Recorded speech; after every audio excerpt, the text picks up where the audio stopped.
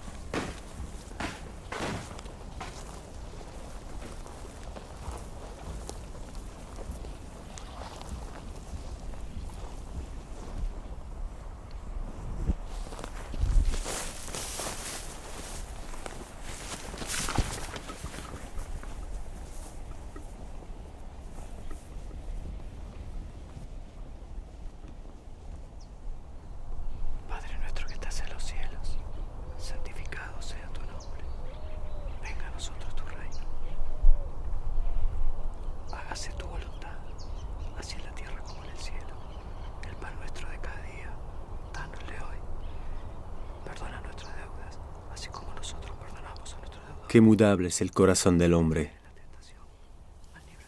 ¿Quién me hubiera dicho que mis compañeros de armas, de gloria y de patriotismo serían capaces de dejarse alucinar por las erróneas ideas de los que los han hecho instrumento de su pérfida ambición? Para sacrificarlos al momento que ya no los necesiten.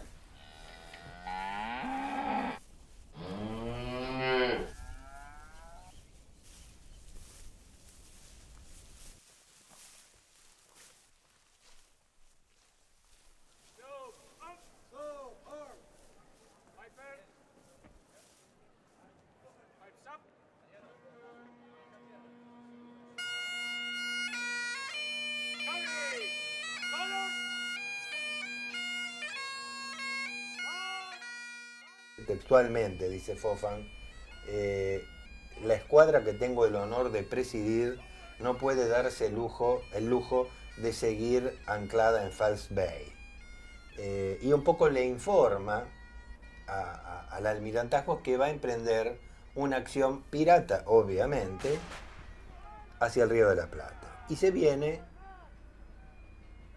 lo pone el almirantazgo y la gente del gobierno inglés. Dicen, bueno, todo bien, pero espera, vamos a poner a un militar, no a un marino, a cargo de lo que es esta expedición, y lo ponen a Beresford. Por eso el jefe de la expedición es Beresford y no Fofan. Pero vienen 1.300 hombres. El 24 hay un intento de desembarco de esos barcos de ultramar que tenían los ingleses. Bajan unos lanchones, intentan un desembarco. Liniers da las piezas de alarma, dispara un cañonazo para, digamos, poner a sus soldados en alerta. Toman las armas y los ingleses no desembarcan. Dan media vuelta y se van. Hacen ese amago de desembarque y se van para Quilmes, donde finalmente desembarcan.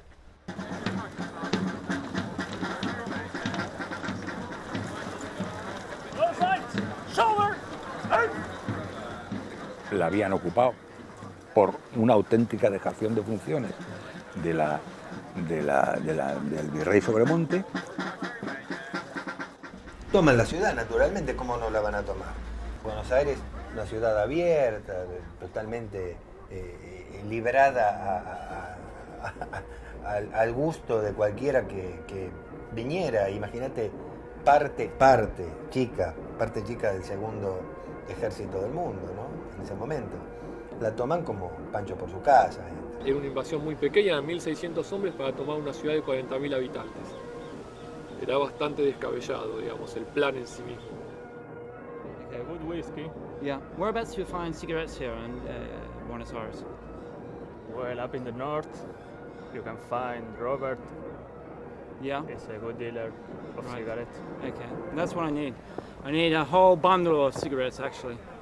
I need money. Yeah. Well, I've got gold sovereigns. English Okay. gold sovereigns. I can tell you. Yeah. Excellent. One cigarette. Okay. Beautiful. This I'll will give kill you. Yeah. One. Si bien una de las cuestiones de la primera invasión inglesa era que los ingleses que tenían espías en el Río de la Plata, en Buenos Aires, sabían que en el Río de la Plata estaba por partir el tesoro español de diferentes empresas. Venían buscando desde que Inglaterra había vivido lo que hoy llamamos la revolución industrial, que es decir, una mayor cantidad de producción, de una mayor productividad también, por la cual necesitaban más mercados para vender sus productos, le venía muy bien poder abrir otros territorios con los cuales no se podía comerciar, como el Imperio Español, a su propio comercio. Hacen jurar a los oficiales españoles que no se iban a alzar en armas contra ellos, entonces le permitían seguir en libertad. Liniers, como estaba en otra plaza de armas, como era la de Ensenada, no se veía obligado a ese juramento y pide salvoconducto para entrar a ver a su familia en Buenos Aires, que se lo dan, y a partir de ahí, de estar un par de días, es donde emprende su trayecto para lo que es Montevideo, para juntar tropas para la Reconquista. Sí, Liniers logró en 1806 un gran golpe de suerte, digamos, su audacia digamos, y la calidad con la que logró primero convencer a Montevideo de que le dé tropas, después y reunir en la campaña bonaerense con Pueyrredón gente con la cual avanzar sobre la ciudad y después ser el gran protagonista de la Reconquista, lo convirtió en una especie de gran figura, adorado por muchos porteños.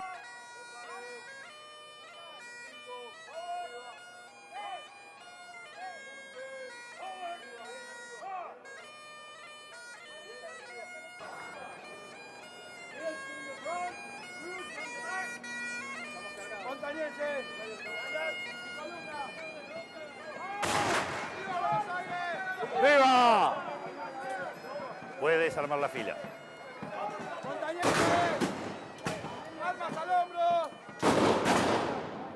Sí, ya están rendidos. Él sabía, sobre todo después de la primera invasión, que los ingleses no iban a quedarse con los brazos cruzados después de esa derrota. Procede a rodear al enemigo. Rodeen al enemigo. Rodeen el enemigo. Sí. Ha luchado con honor. No hace falta que me entregue su espada, mientras me dé su palabra de que nunca más la levantará sobre esta tierra. We have to surrender with honor in the name of His Majesty, King George III. God save the King! God save the King! God save the King!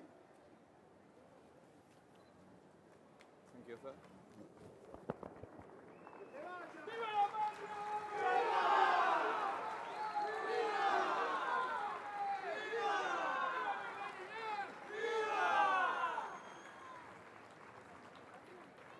Capitán, hemos cumplido.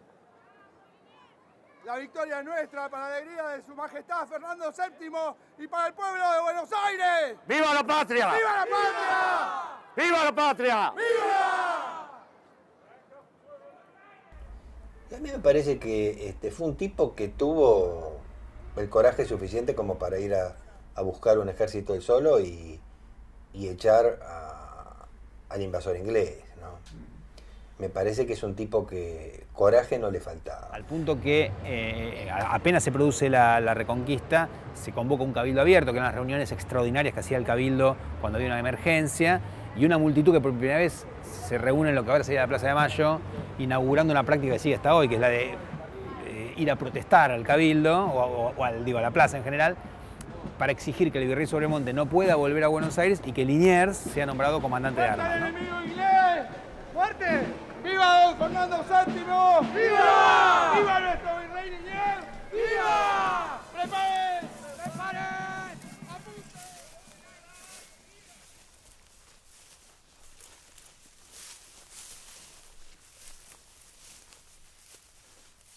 Seré absurda y tristemente fusilado por los amos de la palabra, los que me acusan de traidor.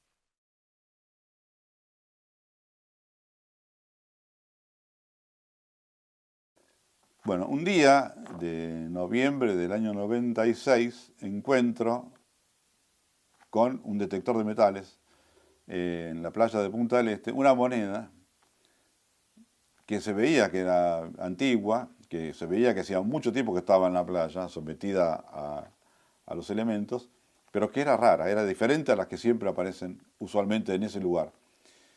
Así que la puse en una bolsita con todas las indicaciones y notas del caso, y bueno, cuando la limpio, cuando la someto a los procesos de conservación, resulta que la moneda no era española. De un lado se veía un 10 y la fecha, 1807, y del otro lado una N con una corona arriba. Era una moneda diferente a las que normalmente aparecían en ese lugar.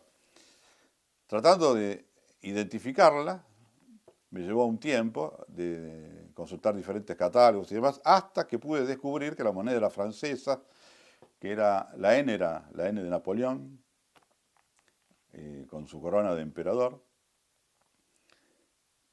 Y claro, ¿por qué había una moneda de Napoleón en una playa de Punta del Este?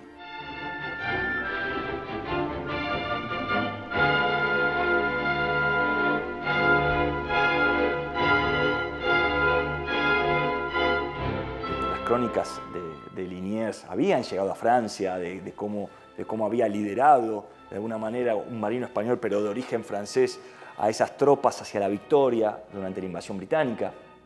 Y imagino, vamos, que al ego de Liniers esto también le llenaba, ¿no? Pues se dirigió a él, por ser francés como él, explicándole, dándole cuenta de la victoria que se había producido frente a los ingleses. Hubo sospechas muy fuertes, las hay todavía, de que Liniers respondiera en definitiva a Napoleón.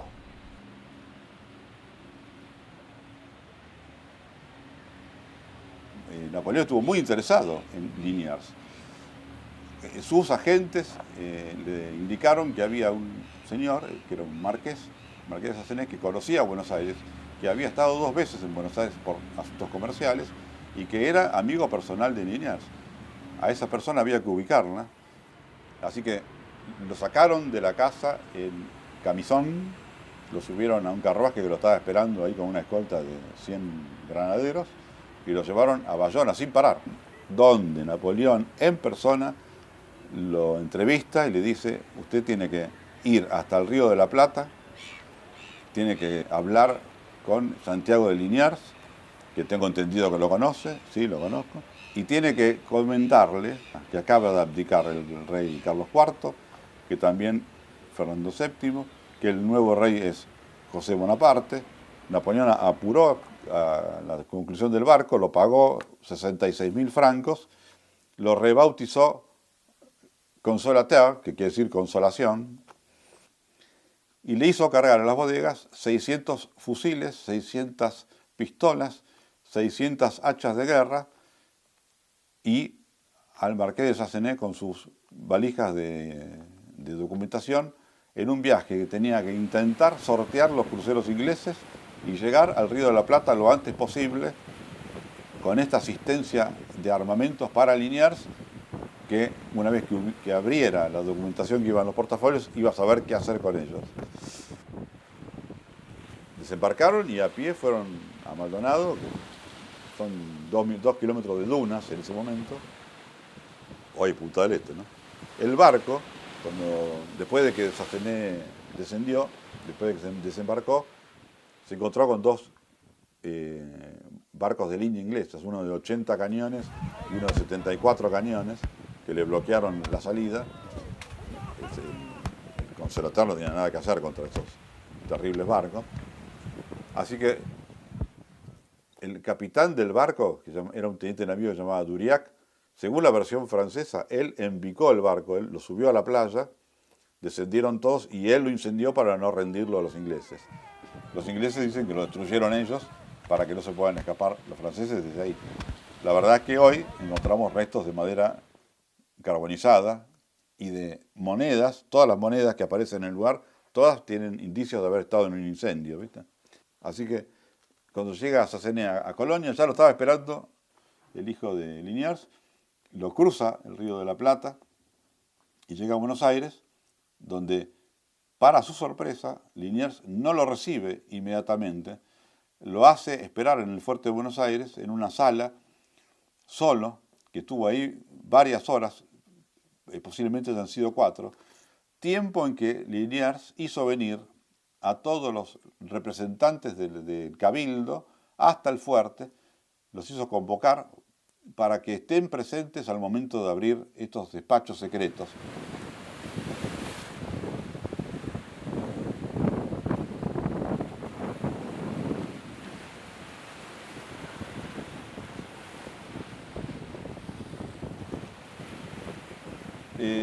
Hay un detalle que nunca lo sabremos, ¿no?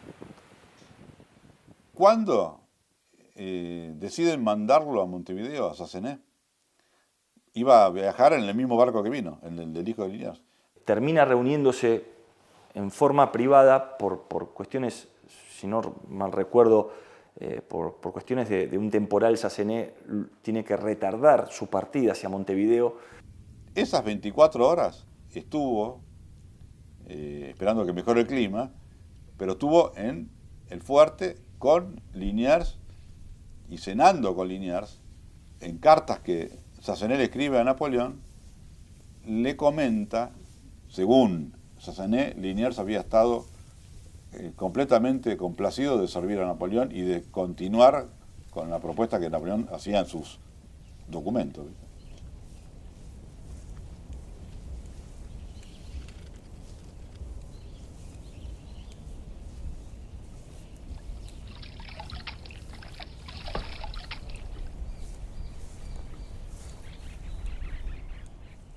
El oscuro secretario de Álzaga, Mariano Moreno, y el cobarde de Saavedra. ¿Qué clase de sangre tienen aquellos que son capaces de amputar su propia memoria, asesinando a un héroe?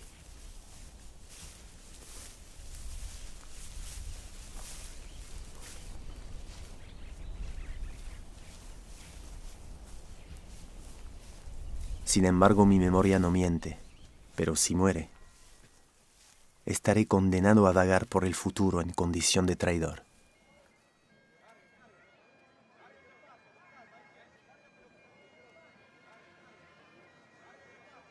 Es el personaje más incómodo que tiene la historia nacional.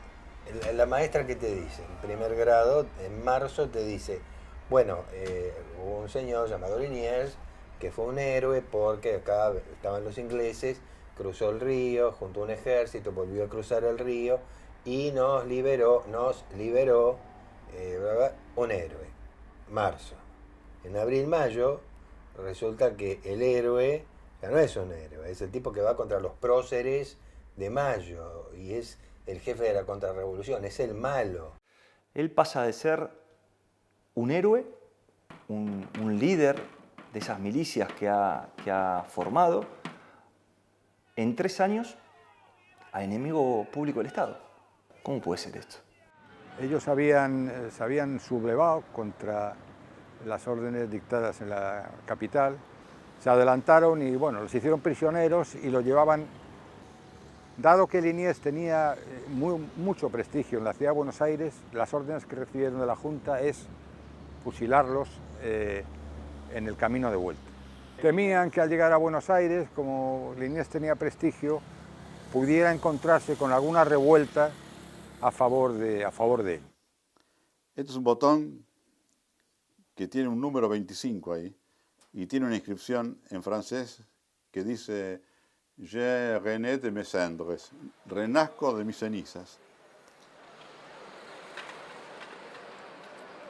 Fue el virrey de las colonias españolas, mientras que el rey Fernando VII estaba preso por Napoleón Bonaparte y los criollos españoles tenían miedo de que Santiago de Liniers, como era francés, se pusiera al lado de Napoleón. Santiago de Liniers, poco, pero lo poco, y no quiero entrar en detalle, feo. Me estás matando. Era una invasión inglesa. Y, ay, no, mucho no me acuerdo. Pues, para eso. ¿Que era general? No, comandante. No me acuerdo. Me contaron sobre sus matrimonios. Esta estatua es un poco, no sé si rústica es la palabra.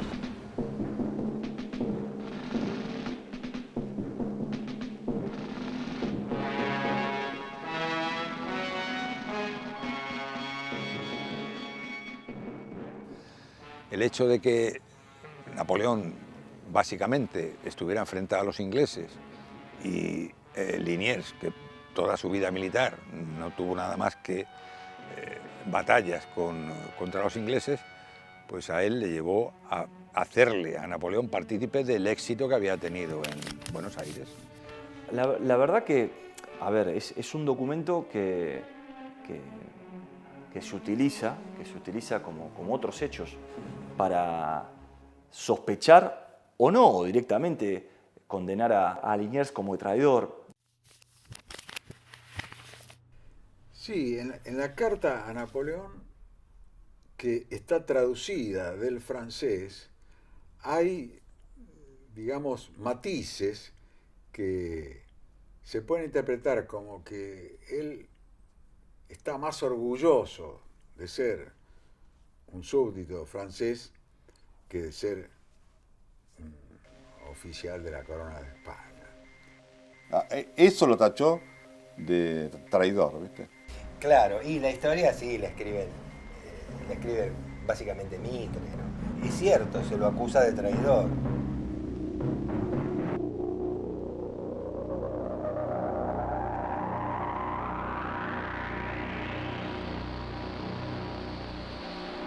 Esto se ha discutido que, bueno, Mitre esgrime una traducción española que realmente resulta un poco chocante, ¿no? Y que hace sospechar que él está ya jugando para Napoleón.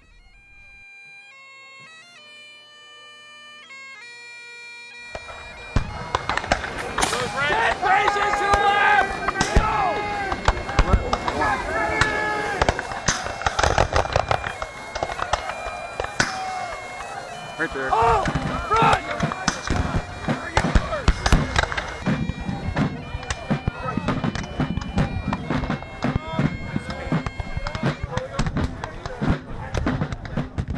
Pero ya la segunda invasión es una cosa ya mucho más seria, mucho más importante. Fue una invasión real. 10.000 hombres sobre la ciudad. Vienen 10.000 soldados, que es muchísimo. La primera invasión habían sido 1.600 soldados, que es nada. Ya por número era imposible de detener. Entra una fragata, la fragata Leda, al puerto de Ensenada y digamos que como un desagravio bombardea el fuerte, dejándolo deteriorado.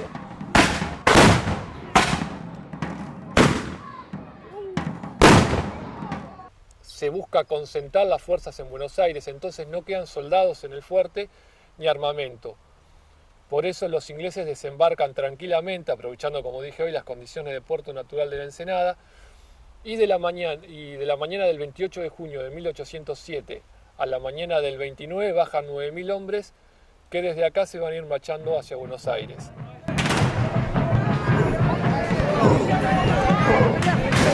Keep the line!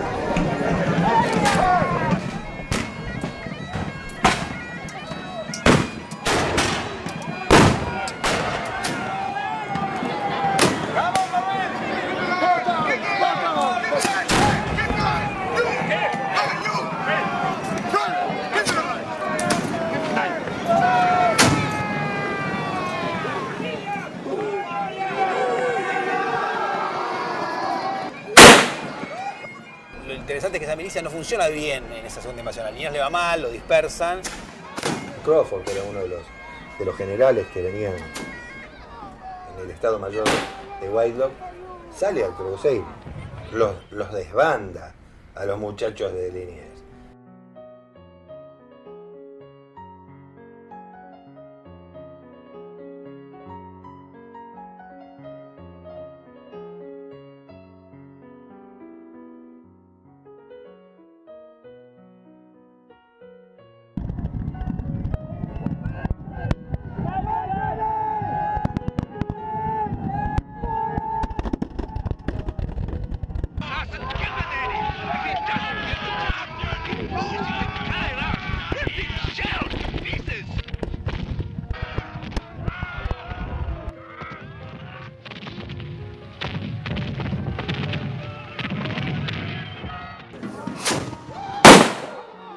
Pero Liniers luchó en Miserere, por ejemplo, donde fue derrotado por los ingleses.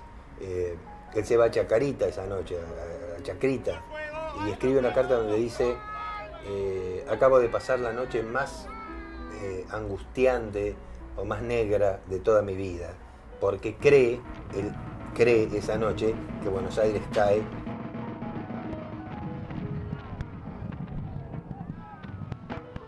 Después, la población local, de una manera totalmente anárquica, una guerra de guerrillas, la que logra esa victoria que parece rarísima. Entran caminando por las pequeñas calles y el cabildo y la figura del alcalde de primer voto, Martín de Alza, que después va a ser el gran rival, digamos, de Liniers, es el que decide encarar lo que llamó la defensa.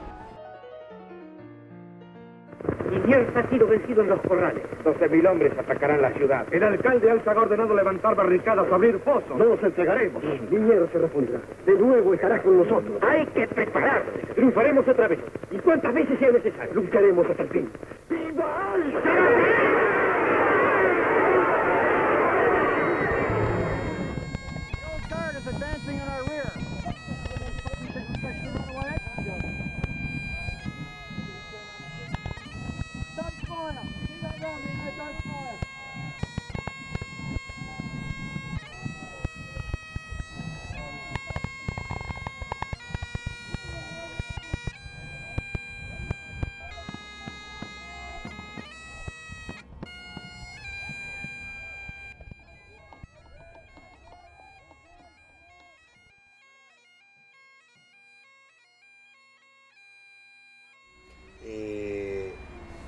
¿Cómo es que la ciudad se banca al ejército inglés? Y bueno, por una serie de cuestiones bastante casuales y el heroísmo, digamos, local, permitió un triunfo bastante inesperado. Nosotros podemos crear la ficción que quieras. Podemos hablar del aceite hirviendo, podemos hablar de lo heroico, todo lo que vos quieras. Pero sigue siendo incomprensible que los ingleses se hayan rendido al segundo día de batalla.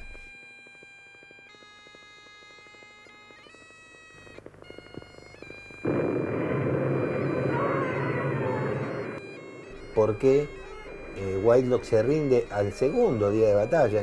Ni siquiera había empezado el segundo día de batalla. Los ingleses se rinden. Un ejército 10 veces más grande que el que había tomado la ciudad tranquilamente.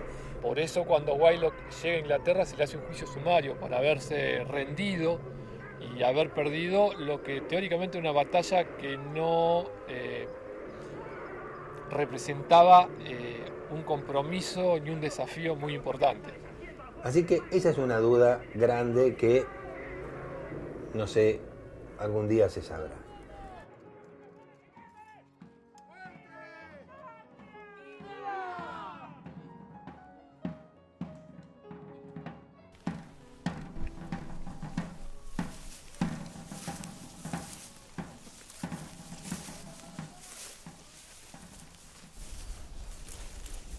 La victoria. Dicen que fue Álzaga. Mienten. Hasta eso me quieren arrebatar.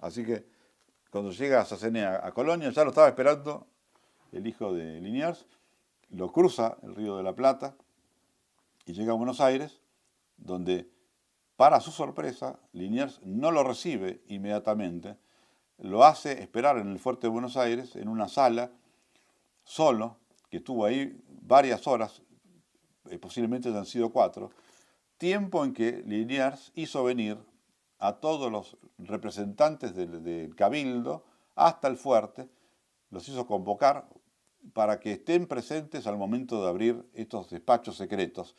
Obviamente venía a jugar un poco las cartas de Napoleón con Santiago de Liniers. Él, con mucha prudencia, se reúne con él, con varios testigos, y él le recibe en audiencia pública, Sassenet le entrega el reconocimiento de Napoleón.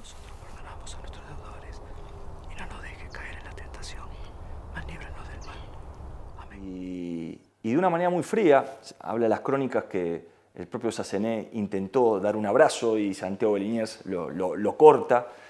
Y él públicamente rechaza a Napoleón. Delante, en esa audiencia pública, él rechaza a Napoleón, para que no hubiera ninguna duda de lo que hubiera pasado. No se da lo que esperaba el enviado francés. Y bueno, pues es lo único que puede hacer en aquel momento. Hombre, él lo que no hace es lo que hizo después Elío, ¿no? Que es esto, apresarlo y meterlo en la cárcel, porque entendía que, bueno, que a un embajador había que tratarle pues, de acuerdo con su estatus, ¿no? Es que Liniers fue el gran sospechado. Fue el gran sospechado. A esa gran sospecha, precisamente tenemos a España invadida por las tropas de Napoleón, un Napoleón que Liniers admiraba desde el punto de vista militar, pero esto, imaginémonos, Liniers sabía a quién estaba sirviendo, precisamente a la monarquía española.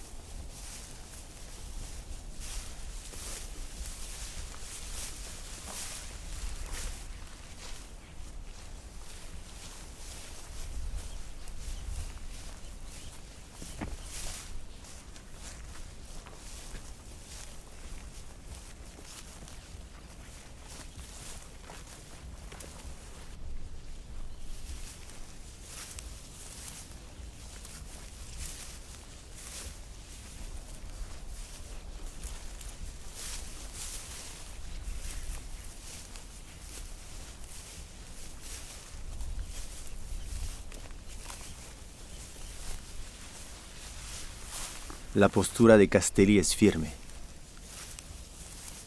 Las piernas de Castelli son firmes. La mirada de Castelli es firme.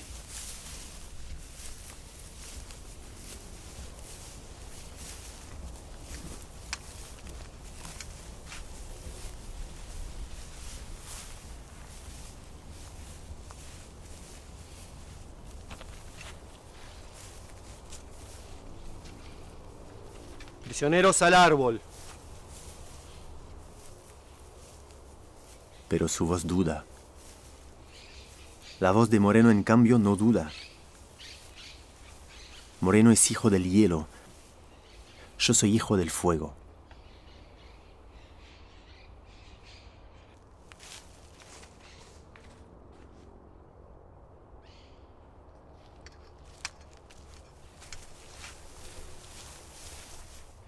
¿Dónde estaban los revolucionarios de mayo cuando yo planificaba la defensa de Buenos Aires frente al descomunal ataque británico?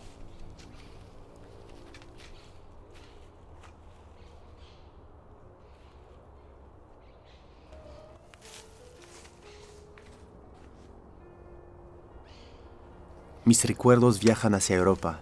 Son cartas. Cuando sea muerto, esas cartas serán la única cosa que quedará de mis desventuras y hazañas en esta tierra. Solo pido a Dios que mi verdad llegue algún día a mis hijos.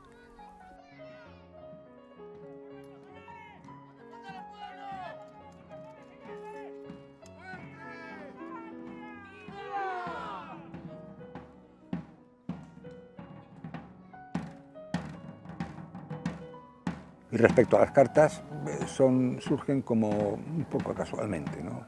Pues apareció un descendiente de Santiago que había mantenido una serie de cartas, una colección de cartas que había mandado a su familia en francés.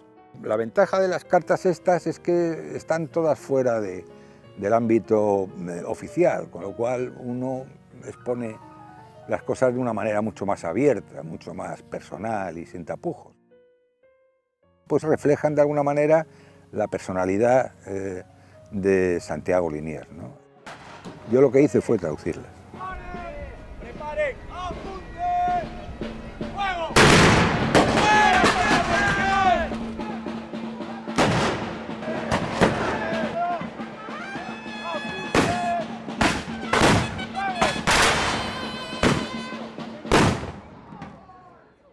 Nosotros tenemos que darnos cuenta que Álzaga estuvo en los preparativos, pero Álzaga no era militar. Y hay cuestiones que no se pueden forzar. O sea, Álzaga no era militar. Lo cierto es que la defensa que hace el propio Liniers en su carta, tanto la carta que manda Napoleón, como una copia que manda a su cuñada, como una copia que manda, que seguramente está en el Archivo de Indias, que manda también a España con su cuñado, y en esta carta él dice: Durante los 11 meses que transcurrieron desde mi primera victoria frente a los ingleses en Buenos Aires, puede darse cuenta lo que hubo que trabajar para convertir un pueblo pacífico en un pueblo guerrero. Como sabíamos que iban a volver, yo había creado diferentes cuerpos militares, compuesto tanto de criollos, mulatos e indios, como de habitantes de las diferentes regiones de España, como Vascongadas, Galicia, Andalucía, Cataluña, Asturias, Cantabria, etc. Y 8 cuerpos de caballería ligera, pero sobre todo contaba con 2000 hombres de artillería, que tuve un cuidado especial en instruir perfectamente, tanto en el manejo de la artillería gruesa como la de campaña. Yo había encontrado 2000 fusiles en la sala de armas, y otros tantos que tomé del general Beresford. Pero me hacían falta otros tantos para armar el resto de mi infantería. Entonces reunía todas las viejas armas, tanto de la ciudad como de las provincias interiores, y con las debidas transformaciones las convertimos en útiles. Él sabía que tenía que llegar y él sabía que tenía que militarizar a la población civil. Bueno, el pueblo en armas, son los trabajadores, la gente de clase media, de clase baja, enrolada en una organización miliciana donde además eligen a sus jefes, es decir, con cierta estructura democrática. Vecinos armados, es decir, y organizados de acuerdo al lugar en el que venían y a su color de piel. Porque la sociedad colonial es una sociedad jurídicamente desigual, en la cual no es lo mismo ser blanco o ser considerado blanco que no serlo. Y como muchos son pobres y no tienen para para pagarse el uniforme, es el cabildo el que les da dinero para poder pagar su propio uniforme. O sea, lo que tendría que haber hecho Sobremonte lo hace Liniers en unos meses. Eso, para mí, y para varios historiadores, es de lo más destacado del líder militar. A fin de 1806, Liniers, que se convierte en el jefe de comandante de armas, reúne en Barracas, o sea, en esa época fuera de la ciudad, una gran revista, es decir, pasar revista a toda esa tropa y llega a tener más de 7.500 hombres armados en una ciudad que en esa época contaba más o menos con menos de 50.000 habitantes, con lo cual es una proporción enorme de gente armada que tiene una novedad absoluta, que es que no fue organizada por el poder colonial, sino por la propia población y de Liniers, y que además hace que mucho el dinero, por ejemplo, que llega de Potosí, empieza a quedarse en la ciudad en vez de ser exportado para pagarle los sueldos a los milicianos. Porque si bien los milicianos son vecinos y no soldados, y por lo tanto no cobran sueldo, si están movilizados, si están sobre las armas, sí cobran el sueldo, lo que se llama el prest. Y como están movilizados esperando que vengan los ingleses, entonces todos los meses cobran un salario más alto que el de un trabajo común, un jornalero, un peón. Por lo tanto, para los pobres de la ciudad es un trabajo, y con lo cual la milicia esa se convierte en algo poderoso.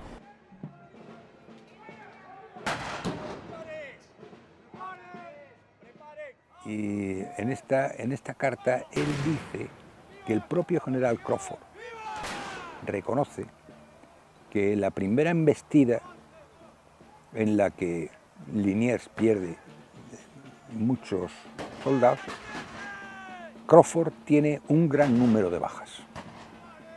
Entonces, el propio Crawford le reconoce a Liniers que le dejó su división la dejó completamente diezmada y que eso, de alguna manera, frustró el éxito de las operaciones posteriores. En el campo de Miserere, los ingleses me confesaron que habían perdido más de 400 hombres y 9 oficiales. Mis pérdidas también fueron significativas, pero esta acción se debe a la salvación de Buenos Aires, al retener la columna que sin mi oposición habría entrado en la ciudad. El enemigo nos creyó derrotados y todo nuestro ejército se replegó hacia la ciudad, obedeciendo mis órdenes como estaba planificado. A los ingleses les propuse guerra urbana. Las terrazas de las casas fueron ocupadas, la artillería se instaló apuntando a las 8 calles que desembocan en la plaza. Las terrazas, además de la mosquetería, tenían una gran provisión de granadas y calderos de fuego. Hice abrir profundas trincheras en todas las calles desde donde me pudieran atacar. En fin, el día 5 a las 6 de la mañana, surgieron por todas partes sin encontrar más que la muerte. ¡Viva don Fernando VII! ¡Viva! ¡Viva nuestro virrey Liniers! ¡Viva! ¡Preparen! ¡Preparen! ¡Apunten! ¡Fuego! Y la verdad es que tuvo, en ese aspecto, esa estrategia fue muy positiva, porque fue la que de verdad impidió el éxito de los ingleses. Hacen su bautismo de fuego, podemos decir, ¿no? Las armas de estos milicianos.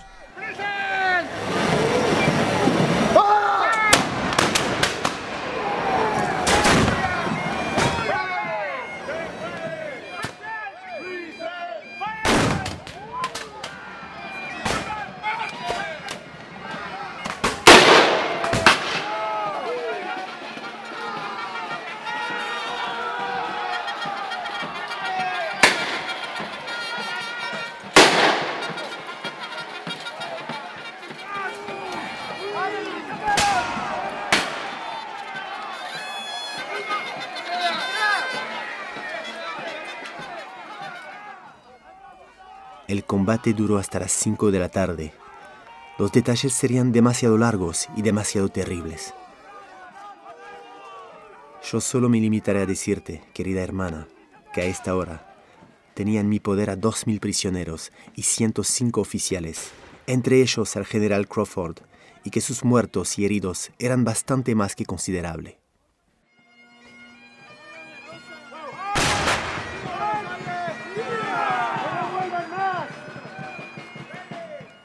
Y después, definitivamente, cuando ya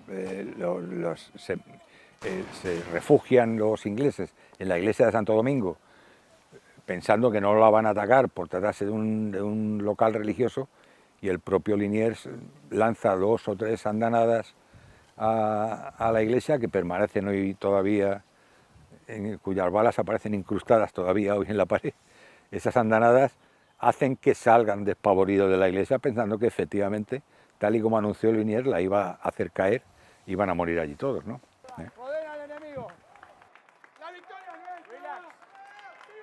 No solo la rendición de la tropa que invadió Buenos Aires, sino que además los británicos abandonan Río de la Plata y dejan también Montevideo, lo cual le dio el tono de una victoria enorme, ¿no?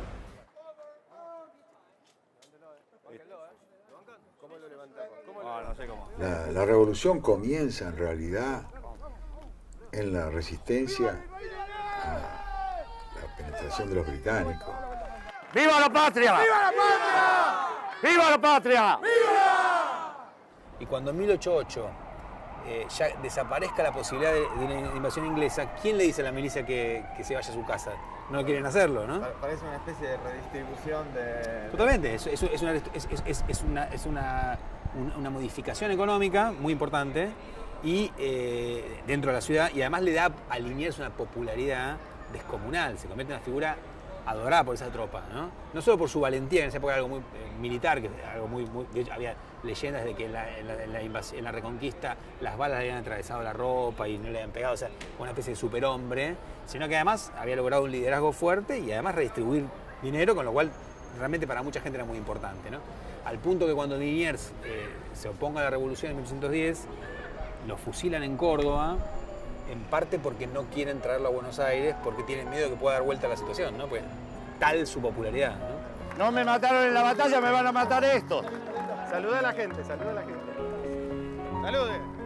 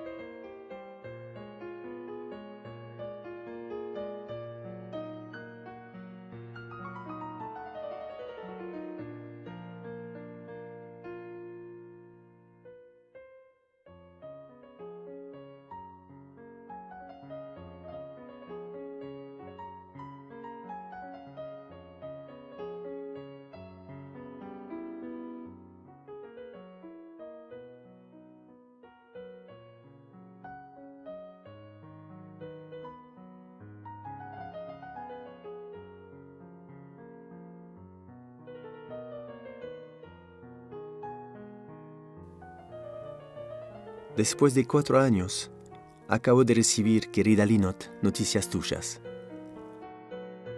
Te puedo asegurar que soy un hombre feliz en mi entorno familiar y que mi ambición es afincarme en este país y mi único deseo sería poder hacerte venir.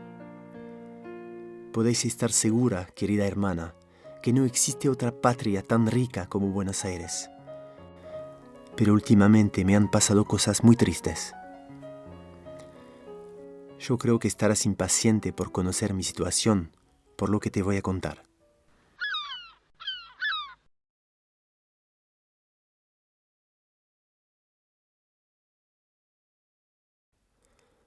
Desde 1789 cumplí tareas militares, pero a pesar de tus consejos, me creí obligado a formar parte de los planes de mi hermano mayor. Él tenía por misión resolver el problema de nutrición que aqueja a los marinos en alta mar durante largos viajes, en el que a bordo los alimentos se pudren y el personal se enferma, muriendo de escorbuto. Él llegó en 1790, seducido por lo económico del valor de las carnes en estas tierras. Trajo capital y una autorización del rey para montar una fábrica de pastillas de carne disecada. Estas soportan el paso del tiempo y nutren a las tripulaciones. Al principio todo marchó bien. Fabricamos y vendimos la preciada grajea a flotas de España y Francia.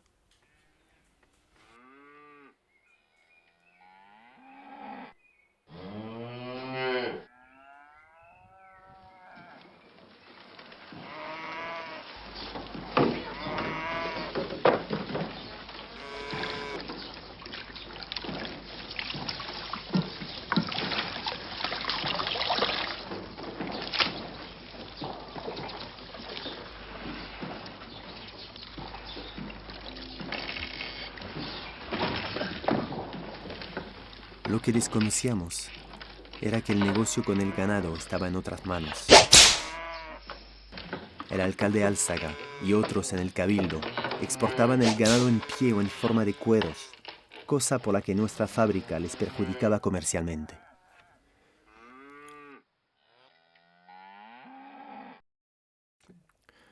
Una mañana apareció escrita en las paredes una frase que sorprendió a todos, y por la que Álzaga, hombre siniestro y el verdadero poder en la ciudad, nos acusó, señalando una conspiración de franceses.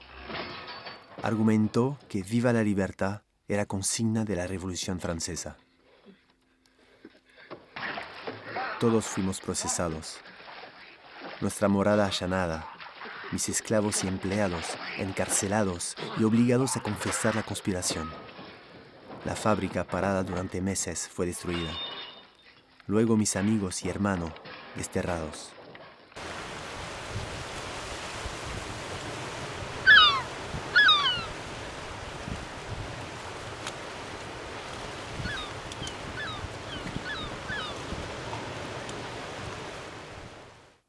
Una vez logrados sus objetivos de controlar el tráfico de carnes, por mi grado de oficial en la Corona y mis hazañas en Gibraltar y Menorca, donde capturé naves británicas para España, se me retiraron los cargos. Meses después, querida hermana, y ya devuelto a mi función militar, mi amigo el fraile Tamendi me confesó algo que no terminé de entender. Que tuvimos mala suerte en ir a chocar con los señores Álzaga, Martínez de Hoz, Necochea, Elío, Lesica. La élite, me dijo.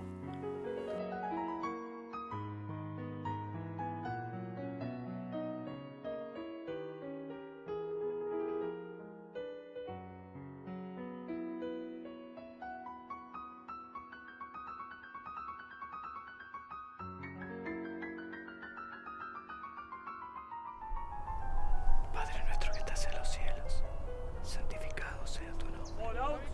Venga a nosotros tu reino, nuestros deudores, y no nos dejes caer en la tentación, mas líbranos del mal. Amén. Y prometa no pisar nunca más la tierra de Río de la Plata. ¡Viva la fuerza de los piratas! ¡Fuerte! ¡Fuerte! ¡Compañerse!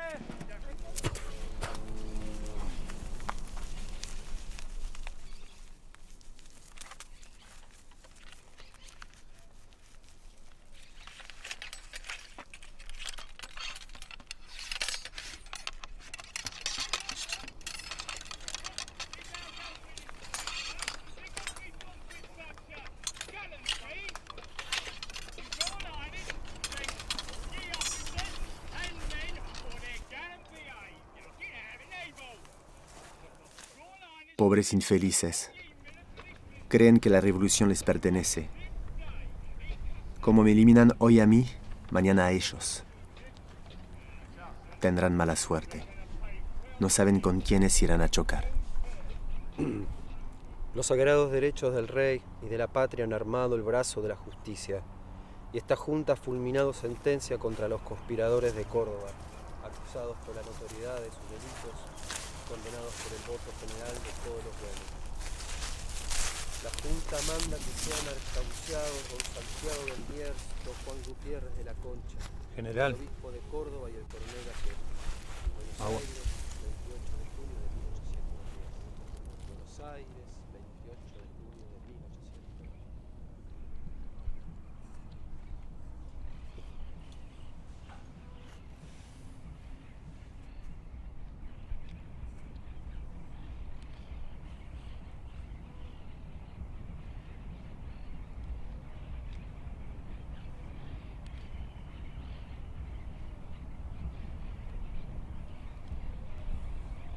Padre nuestro que estás en los cielos, santificado sea tu nombre. Venga a nosotros tu reino. Hágase tu voluntad, así en la tierra como en el cielo. Pan nuestro de cada día, danosle hoy. Ha sido un honor servir a sus órdenes. Así como nosotros perdonamos a nuestros Ha sido un honor ser su amigo.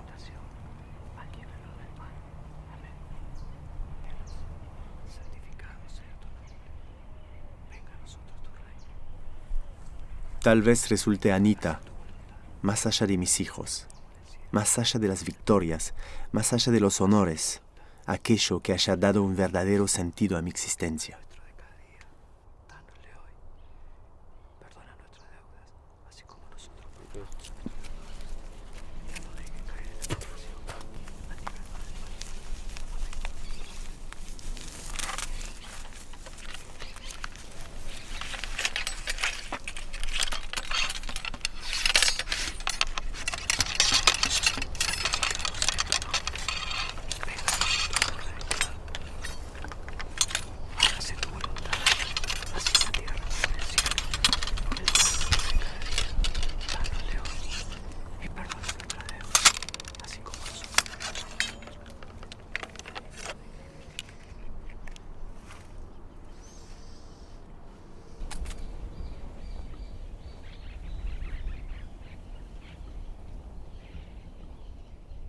Los sagrados derechos del rey y de la patria han armado el brazo de la justicia, y esta junta ha fulminado sentencia contra los conspiradores de Córdoba, acusados por la notoriedad de sus delitos y condenados por el voto general de todos los buenos.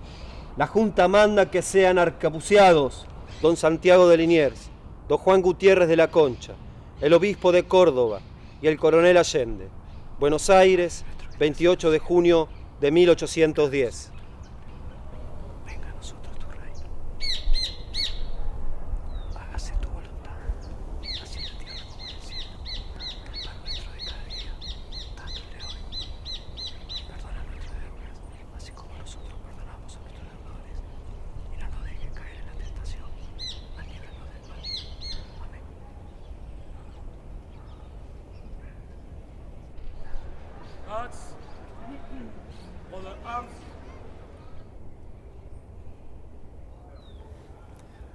Esta será una muerte del todo injusta.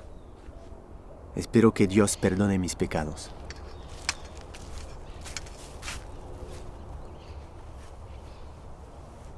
¡Preparen!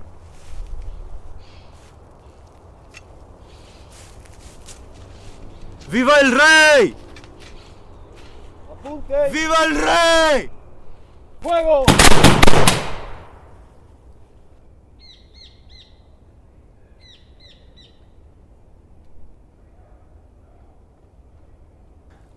Veo ahora el cielo iluminado en la noche de Buenos Aires. Son las balas trasantes de la artillería británica que se apresta para atacarnos. Liniers, de una manera involuntaria, es el germen, es la semilla de la independencia de la Argentina. Porque el pueblo, evidentemente, se siente fuerte al darse cuenta que ha sido capaz de derrotar a los ingleses, se siente con suficiente capacidad como para defenderse solo y absolutamente prescindible la dirección por parte de la metrópoli. Él podía haberse integrado en la Junta Revolucionaria de Buenos Aires y habría sido sin lugar a duda el principal creador de la patria. Fue aquel que le dio entidad a las milicias criollas, a la parte baja del pueblo, ¿no?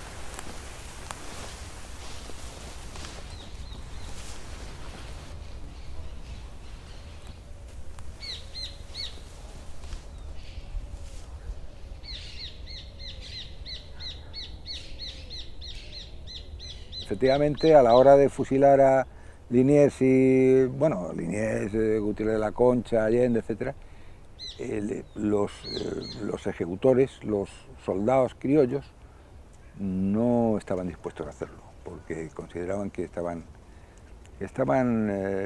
matando a los autores del exitoso triunfo sobre los ingleses.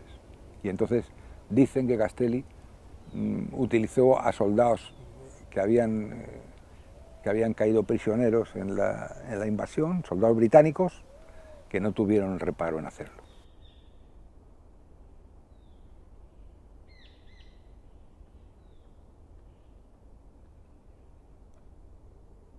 Los sagrados derechos del rey y de la patria han armado el brazo de la justicia, y esta junta ha fulminado sentencia contra los conspiradores de Córdoba, acusados por la notoriedad... ¿Por qué matan a Liniers? Bueno, Moreno también es el partidario, y Castelli también, de que una revolución tiene que ser dura para mostrar que va en serio, ¿no? De hecho, una revolución que mata no puede volver atrás, ¿no? Porque ya no se vuelve eso, menos un funcionario, ¿no?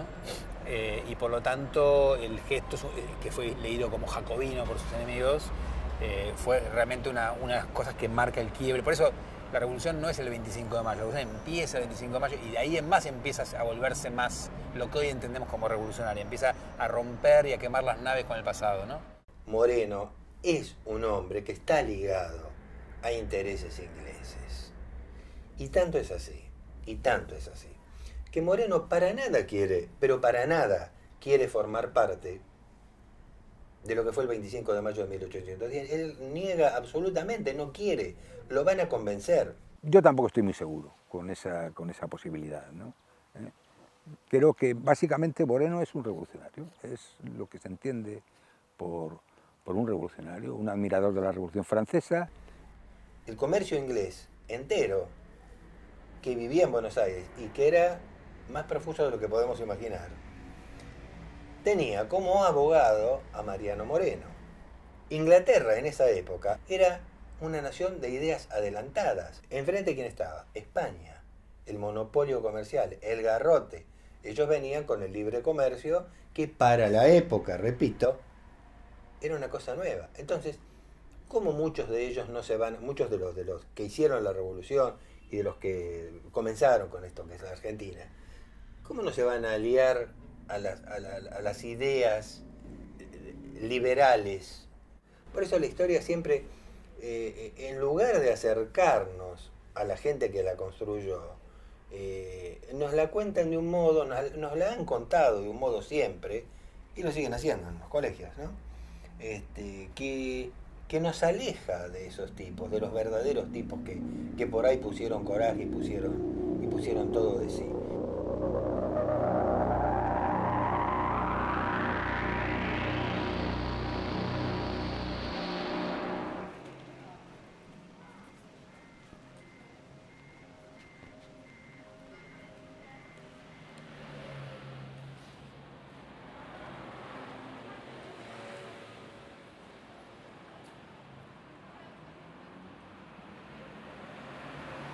Surgió la curiosidad de saber qué es lo que había pasado, sobre todo teniendo en cuenta que un hombre que había demostrado su lealtad, sin duda, con la entrega de su vida, qué podía haber ocurrido en aquel momento si es que realmente él había tenido alguna inclinación a entregar el virreinato, que evidentemente no la hubo, como quedó demostrado, sin duda, ¿no? Yo creo que Urbina, ahondando en la correspondencia que habían tenido la gente un poco malintencionada respecto a la carta de Liniers, e intentando averiguar qué es lo que había pasado, pues llegó a la conclusión de, efectivamente, que había un efecto de traducción. Yo creo que no hay ninguna otra aplicación. Que ese defecto en la traducción hubiera sido intencionado o no, ya es difícil saberlo. Hay un párrafo en esa carta que es el origen de la controversia, en el que él dice que se siente tan francés como español, y alguna persona malintencionada, o quizás por ignorancia del francés, la tradujo diciendo pues que él había dicho que se sentía más francés que español, y eso le acarreó muchos problemas. Precisamente le hacía mucho daño a él, ¿no? Imaginamos que le hacía mucho daño esa sospecha. Algo trascendió, porque terminó con el fusilamiento de Liniers, ¿viste? Eso lo tachó de traidor, ¿viste? Eso fue eso, más la salida con la Perichona. Prometa no pisar nunca más la tierra del Río de la Plata. ¡Viva la patria! ¡Fuego! ¿Qué interés actual puede haber en denostar una figura de hace 200 años? Realmente no, que de por sí ya está manoseada por esto que te digo de haber sido el jefe de la contrarrevolución. nada menos. Las intenciones de los que escriben la historia son más bien siempre un poco oscuras, ¿no? Se crean ficciones para construir no solo una patria, sino un modelo de nación. No escriben cualquier cosa, se dejan de lado cosas importantes. Yo creo, vuelvo a repetir, que ha dado muestra suficiente, y no me voy a basar en la carta, me voy a basar en su trayectoria. Porque si no, caemos en lo que creo que es una simplificación. Cuando uno ve la trayectoria de Liniers, cuando ve cómo termina Liniers entregando su vida por el rey, es que no tiene, teóricamente a mí no me lleva a ninguna duda de que es algo que su fidelidad a su majestad católica es algo que tuvo desde siempre. O sea, Liniers no entregó su vida el 26 de agosto, le empezó a entregar desde el 16 de septiembre de 1775, desde que empezó a ser oficial de Marina. Yo creo que se sintió tan orgulloso de la victoria que la carta que le manda Napoleón es un poco para fanfarronear de aquel éxito. No creo que tenga mayor trascendencia. Juró fidelidad a la corona española, peleó por la corona española y murió por la corona española. Lo cual, no sé, pero en estos tiempos a mí me parece digno de ser rescatado. ¡La victoria para el pueblo de Buenos Aires!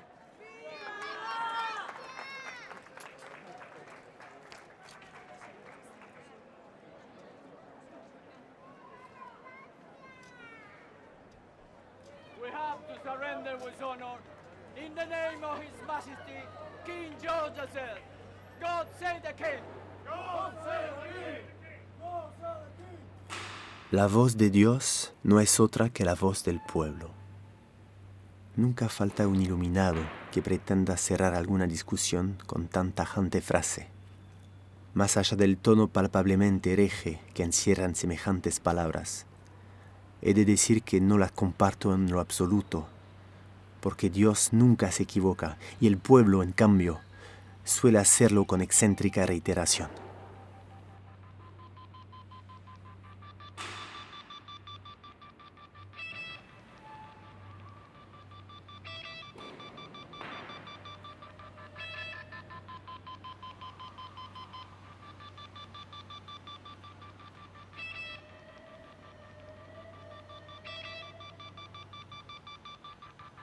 Estoy vivo, sin embargo, de cara al cielo.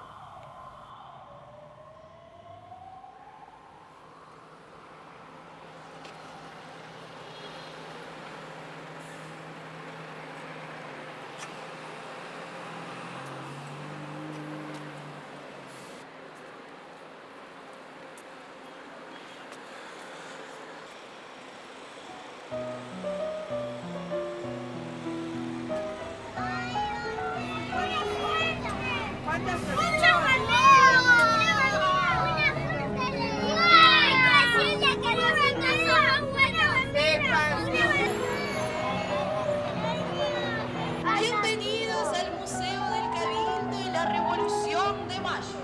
Acá estamos a punto de conocer, ingresar al Cabildo. ¿Tienen ganas de pasar? Sí. ¿Sí? ¿Quieren recorrerlo todo? Sí. Muy bien, vamos a ir a la planta baja y luego subimos a la planta alta, ¿sí? A lo más alto del Cabildo. Lo que sí adentro, necesito que nos portemos muy, pero muy bien. ¿Se portan bien los chicos?